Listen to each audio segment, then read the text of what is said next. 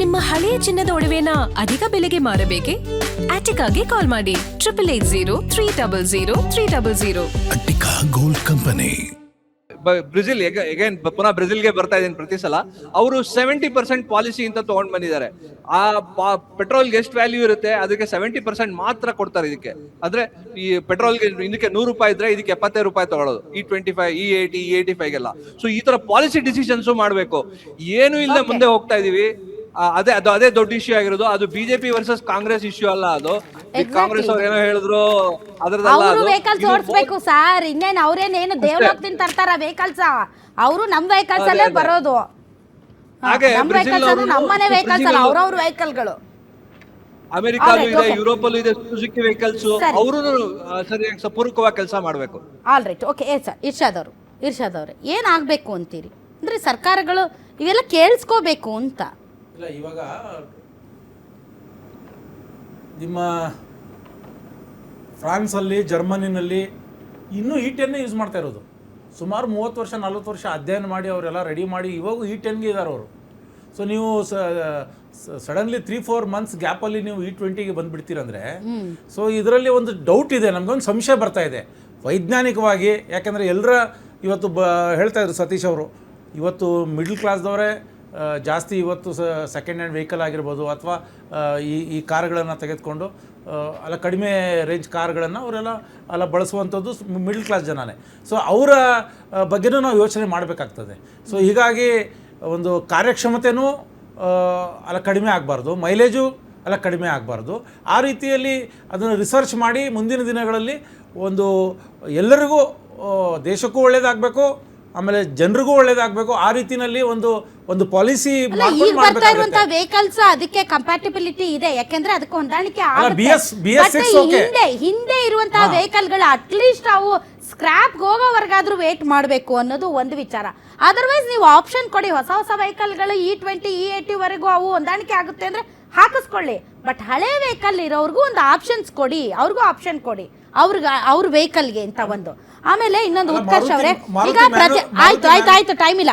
ಸರ್ಕಾರವೇ ಪ್ರತಿ ವರ್ಷ ಎಥನಾಲ್ನ ದರ ನಿಗದಿ ಮಾಡುತ್ತೆ.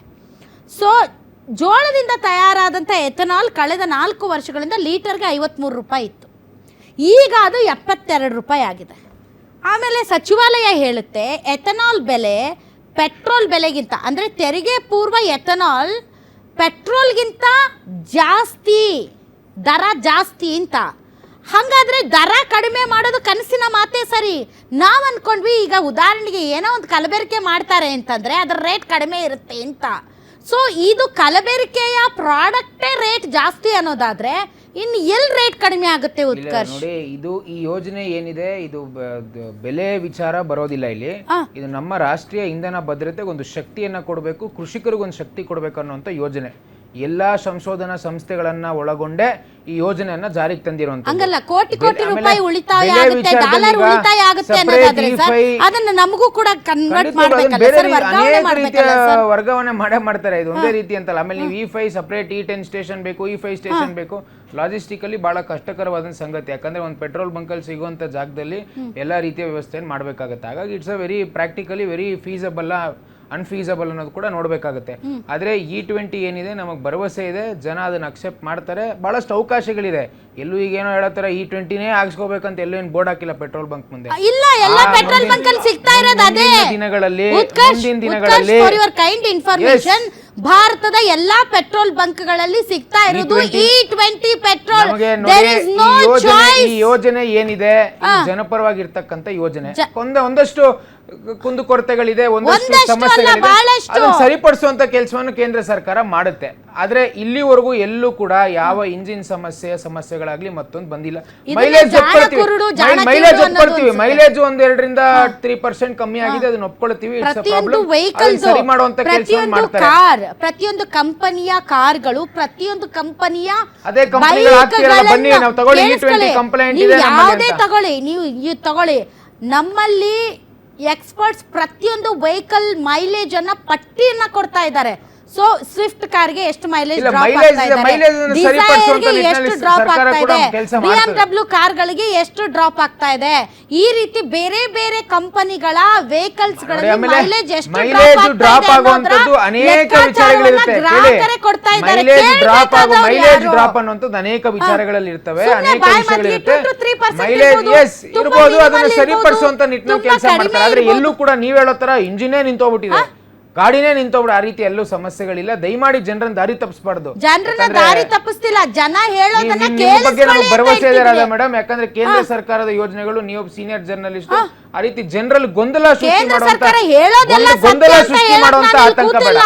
ಪಾಪ. ಕೇಂದ್ರ ಸರ್ಕಾರ ಗೊಂದಲ ಸೃಷ್ಟಿ ಹೇಳೋದೆಲ್ಲ ಮಾಡುವಂಥದ್ದು ಬೇಡ. ಸತ್ಯ, ಕೇಂದ್ರ ಸರ್ಕಾರ ಮಾಡೋದೆಲ್ಲ ಹಾಗಾಗಿ ಸರಿ ಅಂತ ಹೇಳಕ್ ಇದು ನಾನು ಕೃಷಿಕರಿಗೆ, ಕೂತಿಲ್ಲ. ನಾನು ಮಧ್ಯಮ ವರ್ಗದವರಿಗೆ ಸಹಕಾರ ಆಗ್ತದೆ ಅನ್ನುವಂಥದ್ದು ನಮ್ಮ ಆಮೇಲೆ ಭರವಸೆ. ಎಥನಾಲ್ ಅನ್ನ ಇವ್ರು ಎಕ್ಸ್ಪೋರ್ಟ್ ಮಾಡ್ಕೊಳ್ತಾ ಇದ್ದಾರೆ. ಆಮೇಲೆ ಅಲ್ಲೆಲ್ಲೋ ಮಧ್ಯಪ್ರದೇಶದಲ್ಲಿ ಅಕ್ಕಿ ತಗೊಂಡೋಗಿ ಕಾಳ ಸಂತೆಯಲ್ಲಿ ಮಾರ್ತಾ ಇದ್ದಾರೆ, ಬಿಕಾಸ್ ಎಥನಾಲ್ ಪ್ರೊಡಕ್ಷನ್ಗೆ ಅಂತ. ಅದು ಆಹಾರಕ್ಕೆ ಹೋಗ್ಬೇಕಾದಂತಹ ಒಂದು ಪಡಿತರಕ್ಕೆ ಹೋಗ್ಬೇಕಾದಂತಹ ತಪ್ಪಿದ್ರೆ ಶಿಕ್ಷೆ ಆಗ್ಲಿ ಅವ್ರಿಗೆ. ಈ ತರದ್ದೆಲ್ಲ ಇವೆಲ್ಲ ನೆಗ್ಲೆಕ್ಟ್ ಮಾಡುವಂಥದ್ದು. ಬಟ್ ತುಂಬಾ ಸೀರಿಯಸ್ ಆಗಿ ಕನ್ಸರ್ನ್ ಇರೋದು ವೆಹಿಕಲ್ಸ್ ಮೇಲೆ, ಹಳೆ ವೆಹಿಕಲ್ಸ್ ಮೇಲೆ E20 ಪೆಟ್ರೋಲ್ನಿಂದ ಆಗ್ತಾ ಇರುವಂತಹ ಅನಾನುಕೂಲಗಳು. ಇದ್ರ ಬಗ್ಗೆ ಸಚಿವಾಲಯ ಗಮನ ಹರಿಸದೆ ನಾನು ಮಾಡೋದೇ ಸರಿ, ನೀವು ಹಾಕಿಸ್ಕೊಳ್ಳೇಬೇಕು, ನೀವು ಓಡಿಸ್ಲೇಬೇಕು, ನಿಮ್ಗೆ ದರನೂ ಕಡಿಮೆ ಮಾಡಲ್ಲ, ಧೋರಣೆ ತೋರಿಸಿಲ್ಲ ಸಚಿವಾಲಯ. ನೀವು ಓಪನ್ ಚಾಲೆಂಜ್ ಮಾಡಿದ್ದಾರೆ ಅವರು. ಏನಾದ್ರೂ ಸಮಸ್ಯೆ ಇದ್ರೆ ನನಗೆ ಪತ್ರ ಬರೀರಿ ಅಂತ ನಿತಿನ್ ಗಡ್ಕರಿ ಹೇಳಿದ್ದಾರೆ. ಇದಕ್ಕಿಂತ ಏನೇನ್ ಹೇಳಕ್ಕಾಗತ್ತೆ ಮಂತ್ರಿಗಳು? ಅವ್ರಿಗಿಂತ ಒಬ್ಬ ಚೆನ್ನಾಗಿ ಕೆಲಸ ಮಾಡುವಂತ ಮಂತ್ರಿ ನಮಗೆ ಅವರು ಇಲ್ಲಿಯವರೆಗೆ ಏನ್ ಸ್ಕೋರ್ ಮಾಡಿದ್ರಲ್ಲ ಸರ್, ಇಲ್ಲಿಯವರೆಗೆ ಅವ್ರು ಏನ್ ಸ್ಕೋರ್ ಮಾಡಿ one of the best minister, ಅದರಲ್ಲಿ ಎರಡು ಮಾತಿಲ್ಲ. ಯಾಕೋ ಈ ಆತುರ, ಇದು ಒಳ್ಳೆಯ ನಿರ್ಧಾರ ಅಲ್ಲ ಅಂತ ನಾನು ಹೇಳ್ತಿಲ್ಲ, ಆತುರದ ಅತ್ಯಂತ ಒಂದು ರೀತಿ ಅದೇನೋ ಮಾಡೋಕ್ಕೋಗಿ ಏನೋ ಮಾಡ್ತಾ ಇದ್ದಾರೆ ಅಂತ ಅನ್ನಿಸ್ತಾ ಇದೆ. ಯಾಕೆ ಅಂತಂದರೆ ಇದು ತತ್ಕ್ಷಣಕ್ಕೆ ಆಗೋದಲ್ಲ, ಇದು ಟೈಮ್ ಬಾಯಿಂಗ್ ಪ್ರಾಸೆಸ್ ಇದು. ಸೊ ಇಂಥ ಪ್ರಾಸೆಸ್ಸನ್ನು ತರಾತುರಿಯಲ್ಲಿ ಇವತ್ತೇ ಮಾಡಿಬಿಡ್ತೀನಿ, ಮೇ 26ರಿಂದ ಎಲ್ಲ ಪೆಟ್ರೋಲ್ ಬಂಕಲ್ಲಿ E20 ಅದು ವೆಹಿಕಲ್ಸ್ಗೆ ಹಾಕೊಂಡ ಮೇಲೆ ಅದು ಓಡಾದರೂ ಓಡಲಿ, ಬಿಟ್ಟಾದರೂ ಬಿಡಲಿ, ಮೈಲೇಜ್ ಕಡಿಮೆ ಆದರೂ ಮಾಡಲಿ ಅಥವಾ ಜಾಸ್ತಿ ಆದರೂ ಆಗಲಿ, ನನಗೆ ಗೊತ್ತಿಲ್ಲ, E20 ಫಿಕ್ಸ್. ನೋ, ಅದಕ್ಕೆ ನಾವು ಡಿಸರ್ವ್ ಇಲ್ಲ. ಸೊ ಆಯಿತು, ನೋಡೋಣ. ಯಾಕಂದರೆ ಇದ್ರ ಬಗ್ಗೆ ಇನ್ನಷ್ಟು ಡಿಸ್ಕಷನ್ಸ್ ಆಗಬೇಕು. ಆ್ಯಂಡ್ ಇದ್ರ ಬಗ್ಗೆ ಸರ್ಕಾರಗಳು ದಯವಿಟ್ಟು ಸ್ವಲ್ಪ ಕೇಳಿಸ್ಕೊಳ್ಳಿ, ಜನ ಏನು ಹೇಳ್ತಿದ್ದಾರೆ ಅಂತ ಕೇಳಿಸ್ಕೊಳ್ಳಿ. ನಿಮಗೇನು ಮೈಲೇಜ್ 1 ಲೀಟರ್ಗೆ ನಿಮಗೆ 9 ಕಿಲೋಮೀಟ್ರ್ ಕೊಟ್ಟರು ನಡೀತದೆ, 8 ಕಿಲೋಮೀಟ್ರು ಕೊಟ್ಟರು ನಡೀತದೆ. ಯಾಕಂದರೆ ಭಾರತ ಸರ್ಕಾರ ನಿಮ್ಮ ವೆಚ್ಚ ಭರಿಸುತ್ತೆ. ನಾವು ಪಾಕೆಟಿಂದ ಕೊಡಬೇಕಲ್ಲ, ಹೊಟ್ಟೆ ಉರಿಯುತ್ತೆ. ಜನ ಪೆಟ್ರೋಲ್ ಬಂಕಲ್ಲಿ ಕಡಿಮೆ ಪೆಟ್ರೋಲ್ ಹಾಕ್ತಾರೆ ಅಂತ 2 ಲೀಟ್ರ್ ಬಾಟ್ಲ್ ಇಟ್ಕೊಂಡು ಬಾಟ್ಲಿಗೆ ಹಾಕಿಸ್ಕೊಂಡು ಕರೆಕ್ಟಾಗಿ 2 ಲೀಟ್ರ್ ಬಂದಿದೆಯಾ ಇಲ್ವಾ ಅಂತ ಆಮೇಲೆ ಬೈಕ್ ಟ್ಯಾಂಕ್ಗೆ ಹಾಕ್ತಾರೆ. ಅಂಥ ಜನ ನಮ್ಮವರು, 1 ರೂಪಾಯಿ ಮ್ಯಾಟ್ರಸ್ ಅವ್ರಿಗೆ. ಅಂಥವ್ರಿಗೆ ಇದು ಅನುಕೂಲ ಆಗಬೇಕೇ ಹೊರತು ಅನಾನುಕೂಲ ಆಗಬಾರ್ದು.